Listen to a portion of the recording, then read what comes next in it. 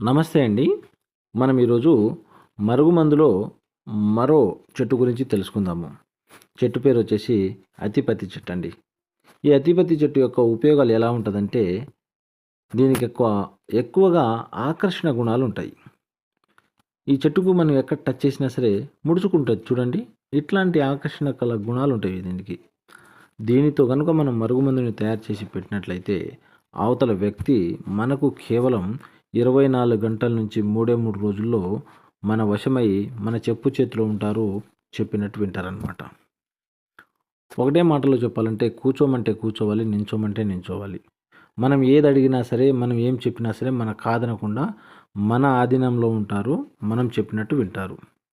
అయితే ఇది ఎవరు పెట్టుకోవాల్సొస్తుంది అంటే, భార్యాభర్తల మధ్య ఉన్న సమస్యలకు, ప్రేమికుల మధ్య ఉన్న సమస్యలకు, అలానే అత్తామామలతో ఉన్న సమస్యలకు, మరికొందరికి పిల్లలతో ఉన్న సమస్యలకు, మరికొందరు ముఖ్యంగా తాగొచ్చి ఇంట్లో గొడవ చేసిన వాళ్ళకి, ఎఫ్ఐఆర్ పెట్టుకొని ఇంట్లో పట్టించుకునే వాళ్ళకు ఇది పెట్టుకోవాల్సొస్తుంది.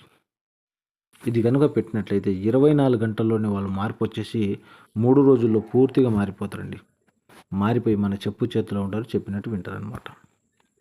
అయితే ఈ మరుగుమందులు మనకు 2 రకాలు ఉంటదండి. ఒకటొచ్చేసి కడుపుకు పెట్టేది.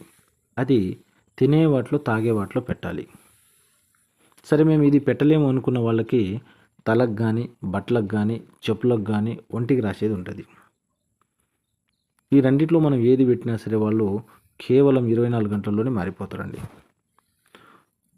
మరి ఇది పెట్టిన తర్వాత ఏమైనా సైడ్ ఎఫెక్ట్స్ వస్తాయంటే ఏమీ రాదండి. మళ్ళీ దీనికి విరుగుడు కావాలన్నా పంపిస్తాము. మరి కొంతమంది అడుగుతున్నారు, మేము అది పెట్టలేము, ఇది పెట్టలేము.